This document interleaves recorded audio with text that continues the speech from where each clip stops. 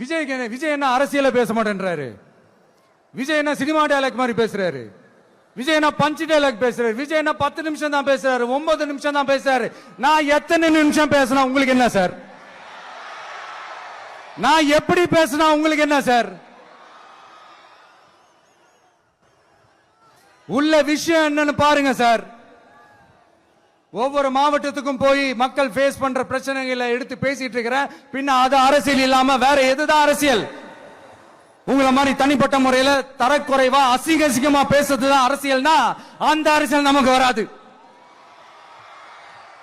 வராதுன்னா நல்லாவே வரும். உங்களை விட எனக்கு அது நல்லாவே வரும். வேணான்னு விட்டு வச்சிருக்கிறோம். அப்புறம் உங்களுக்கு நமக்கு என்ன வித்தியாசம்? காஞ்சிபுரத்தில் நாம பேசும்போது இந்த மாதிரி உங்களால் அமைக்கப்பட போற ஆட்சியில நம்ம ஆட்சிக்கு வந்த உடனே என்னெல்லாம் செய்ய போறோம்ன்றது சிலது சொன்னோம். அதையெல்லாம் தப்பா புரிஞ்சுக்கிட்டு இப்போ சொல்றேன், விளக்கமா சொல்றேன். நான் சலுகைகளுக்கு எதிரானவன் கிடையாது.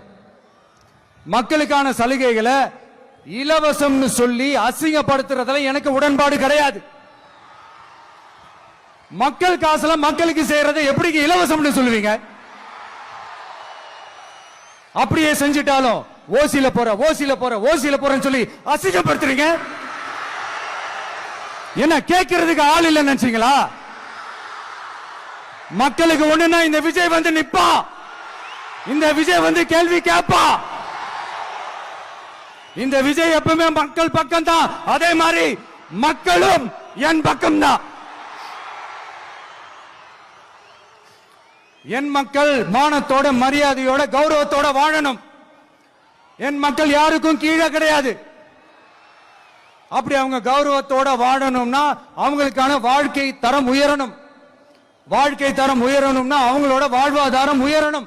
வாழ்வாதாரம் உயர்ந்தாதான் பொருளாதாரம் உயரும். பொருளாதாரம் உயர்ந்தாதான் வசதி வாய்ப்புகள் உயரும்.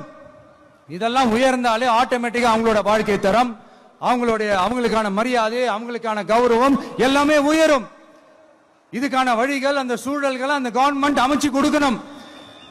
இதுக்கான அந்த திட்டங்களை செயல்படுத்தணும். இதெல்லாம் செஞ்சாதான் அந்த அரசாங்கம் ஒரு நல்ல அரசாங்கம். இதைத்தான் சொன்னோம்.